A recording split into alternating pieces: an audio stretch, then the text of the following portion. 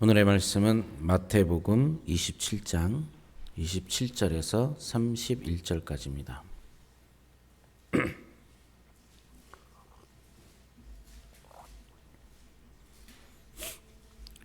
함께 봉독하여 올려드리겠습니다. 27절부터입니다.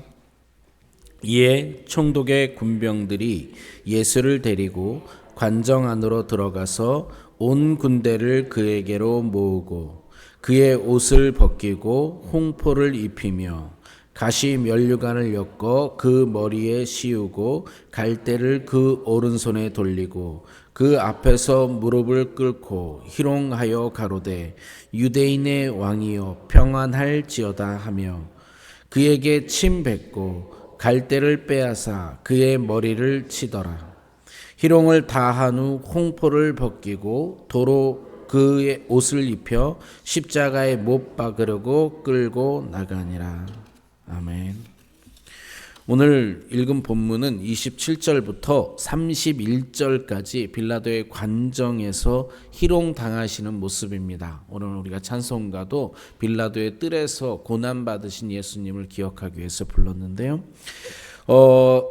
읽는 것은 31절까지 읽었지만 오늘 설교는 51절까지의 내용입니다. 다 읽지는 않고요. 51절까지의 내용이니까 혹시 오늘 이렇게 또 성경 말씀을 다시 묵상하고 싶은 분은 27장을 끝까지 한번 쭉 읽어보시면서 예수님께서 십자가에 달리시는 것을 또 이렇게 기억했으면 좋겠습니다. 오늘 32절까지 44절까지가 십자가에서 희롱당하시는 그 예수님에 관한 모습인데 여러분 그 좀 이상하지 않습니까? 어떻게 느끼는지 모르지만 그냥 객관적으로 생각하면 약간 이상한 게 있습니다. 뭐가 이상하냐면요. 대부분의 신이라고 하는 개념이요. 어떤 신, 실명 우리가 그냥 쉽게 얘기하는 일반 세속적인 신, 무당을 데려오더라도 능력이 있기 때문에 우리는 그를 신이라고 이야기를 합니다. 그런데 오늘 예수님께서 보이시는 모습은요, 능력은 고사하고 너무나도 힘없는 모습을 보여주십니다. 인간의 조롱을 참으시는 그런 모습을 보이셔요. 한번 생각해 보세요. 신은 인간보다 무엇인가 초월적인 존재여야 돼요. 인간한테 조롱을 당하시고 인간한테 사망을 당하시는데 힘없이 죽으셔요. 그런 모습을 오늘 보여주고 계신 겁니다. 너무 특이해요. 오늘 제목이 여러분 보시기에 vulnerability라고 하는 영어 단어인데 제가 많이 고민하다가 그냥 영어 단어 그대로 쓰기로 했습니다. 왜 그러냐면요. 이게 선교신학적 용어입니다. vulnerable이라고 하는 취약하다, 나약하다, 연약하다라고 하는 vulnerable에다가 ability라고 하는 단어가 합성되어서 vulnerability라고 이야기하는데 선교신학자들도 이거는 적당하게 한국어로 번역하지 못하겠다 이렇게 이야기를 합니다. 그래서 굳이 번역하면 연약함으로의 능력이라고 번역은 합니다.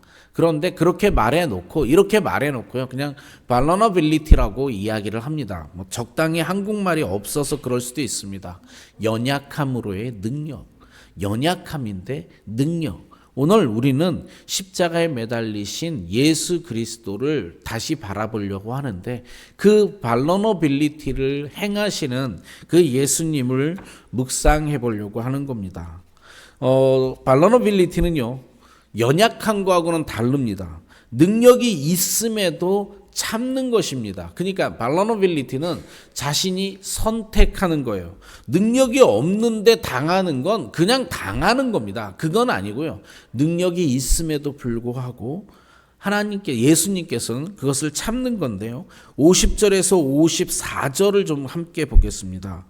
이에 성소 휘장이 위로부터 아래까지 찢어져 둘이 되고 땅이 진동하며 바위가 터지고 일단 이 성경 구절 좀 잘 보셔야 됩니다. 휘장이 위에서부터 아래로 찢어집니다. 성소의 휘장이 왜 아래서부터 위가 아니고 위에서부터 아래라고 그렇게 일부러 기록되어 있냐면요. 지진이 나면 힘이 아래서부터 옵니다. 그러니까 휘장이 찢어지려면 틀어지는 게 아래서부터 틀어지니까 찢어지면 아래서부터 찢어져야 돼. 힘을 이쪽에서 주는데 여기서 찢어지지는 않잖아요. 그러니까 지진에 의한 거라면 아래서부터 찢어져야 돼요. 그런데 기자는 분명히 위에서부터 찢어졌다고 기록해 놨습니다. 그 이유가 뭐냐면 지진에 의한 게 아닙니다. 하늘에서부터 힘이 내려와 찢어져야만이 이것이 휘장이 위에서부터 아래로부터 찢어질 수 있는 겁니다. 그리고 땅이 진동하며 바위가 터지고 무덤들이 열리며 자던 성도의 몸이 많이 일어나되 예수의 부활 후에 저희가 무덤에 나와서 거룩한 성에 들어가 많은 사람에게 보이니라. 예수님이 돌아가는 그 시점에 휘장이 찢어지고요, 땅이 진동했어요. 바위가 터지고 무덤에서 사람이 살아나서 성도가 일어났습니다. 다만 이거는 마태가 훗날을 기록하는 시간에 좀 차이가 있으니까 오늘은 52절 53절보다는 54절에 더 포커스를 보겠습니다. 백부장과 및 함께 예수를 지키던 자들이 지진과 그 되는 일을 보고 심히 두려워하여 가로되 이는 진실로 하나님의 아들이었더라 하더라. 예수님은요, 죽으시는 순간에 내가 능력이 없어서 너희들한테 당하지 않았음을 분명하게 보이셨습니다. 능력이 없어서 죽은 게 아니라고 하는 것을 분명하게 보이셨어요. 그리고 묵상을 해보니까 예수님의 전생의 기록 중에 단 한 번도 분노로 신적 능력을 사용하신 적이 없습니다. 성전 정화를 한 번 해서 비둘기 파는 자들과 돈 바꾸는 자들 환전상을 들러 엎으신 적은 있지만 그때 신적 능력을 사용하지 않으셨어요. 그분이 만약에 신적 능력을 사용했다면 거기 있는 사람들 다 즉사할 수도 있는 거예요. 한 번도 그분은 분노해서 신적 능력으로 인간한테 보복하신 적이 없어요. 왜 그러냐고요? 내려오실 때부터 그분은 선택했어요. 하나님의 뜻을 알았기 때문에 그분은 선택을 했어요. 다시요. 하나님의 뜻을 알았기 때문에 선택했는데 하나님의 뜻에 맞춰서 사는 거는 순종입니다. 자처하셨어요. 내가 내려가서 인간한테 죽음을 당하리라고 하는 것은 자처하신 거예요. 이것은요, 그렇게 이 발러너빌리티를 오늘 묵상하려고 하는데 이 발러너빌리티는 자신이 할 수 있음에도 불구하고 타인의 뜻에 맞춰주고 그것을 자처하는 거예요. 하나님의 뜻에 맞추는 건 수동적이죠. 근데 내가 자처하는 건 능동적인 거예요. 수동적인 거와 능동적인 거가 동시에 행할 수 있는 길입니다. 우리나라 말에는 없지만 수동태와 영어와 우리나라 말에 없는 문법이 수동태하고 능동태는 있지만 중간태라는 건 없습니다. 이 그리스어에는 중간태라고 하는 게 있습니다. 뭐냐면 내 뜻은 아니지만 내가 타인의 뜻대로 맞춰서 쓰는 동사를 중간태라고 하는 겁니다. 이런 거예요. 발러너빌리티는 그거예요. 예수님 하나님의 뜻에 맞추어서 내가 자처해서 순종하는 게 발러너빌리티입니다. 근데 발러너빌리티에는요, 행할 때요, 정말 힘든 요소가 하나 있습니다. 능력도 있어야 되지만 대단한 절제 능력을 필요로 합니다. 이건 사랑이에요. 사랑하기 때문에 참는 겁니다. 예수님께서 그렇게 보여주신 거예요. 인간을 사랑하기 때문에 인간이 나를 향해 조롱하고 있는 것을 참고 계신 거예요.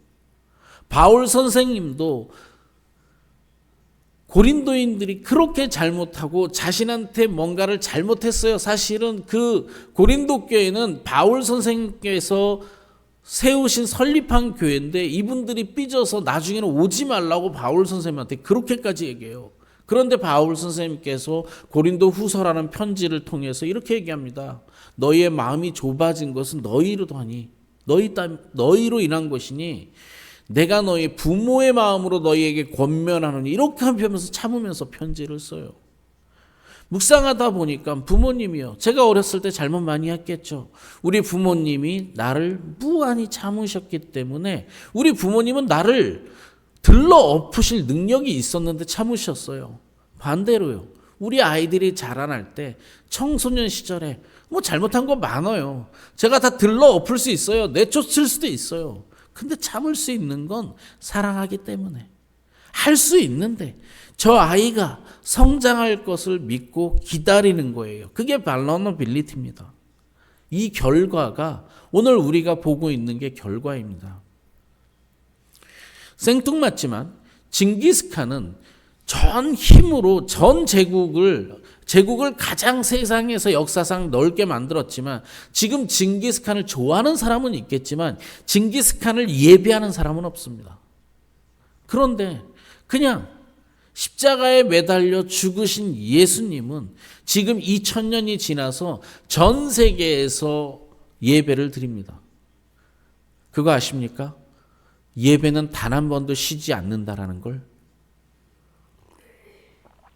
우리가 예배 드리고 있으면요, 누군간 좀 이따 우리가 예배가 끝나면 누군간 또 예배를 드릴 거예요. 그 예배가 끝나면 누군간 예배를 드리고요, 전 세계에 있는 사람들이 세상 곳곳에서 예수님을 예배 드리고 있어요. 참 능력 없는 신, 무참하게 인간한테 죽는 신, 인간한테 조롱당하는데 아무것도 안 하는 그런 신, 그런 신이었기 때문에 우리는 지금 예수님을 예배드리고 있는 겁니다. 그런데 이 예수님이 그렇게도록 참고자 했던 것은, 그렇게 절제 능력을 끝까지 발휘했던 것은요, 평화예요. 화합과 평화인데 평화를 위해서 먼저 화합하는 거예요. 예수님이 돌아가셨기 때문에 하나님과 죄악된 인간을 연결해서 평화를 얻을 수 있는 거고요, 화합할 수 있는 거예요. 저는 기독교 용어 중에서 reconciliation이라는 단어를 매우 좋아합니다. 화합이요. 화해고 화합이고 하나 되는 거예요.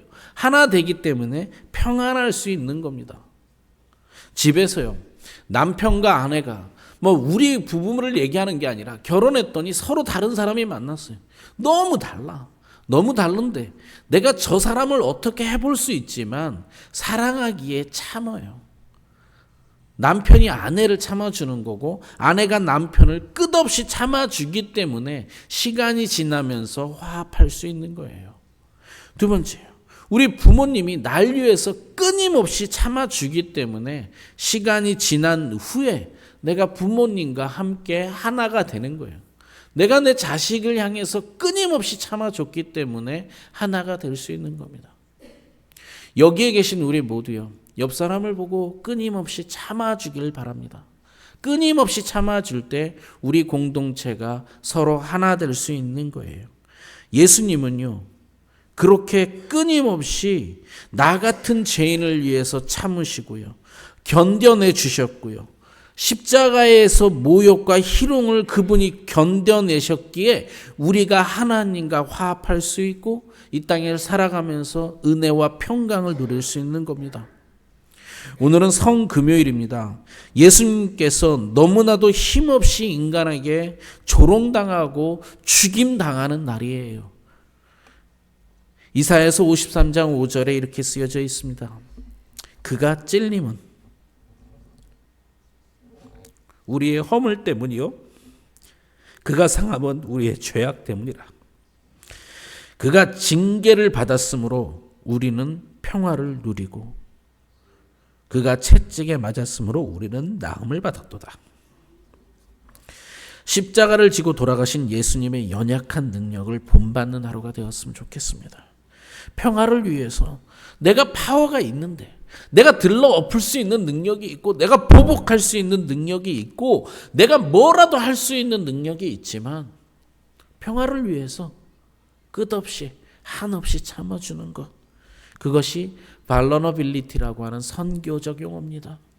내가 발러너빌리티적인 삶을 살 때 내 옆에 있는 사람이 나를 보고 복음을 받아들이는 것, 그것이 가장 아름다운 선교라고 생각을 하기 때문에 생긴 용어입니다. 발러너빌리티의 축복을 누리는 우리 모두가 되기를 축복합니다. 이렇게 살아갈 때 우리는 화합할 수 있고 우리의 공동체가 평안함을 유지할 수 있습니다.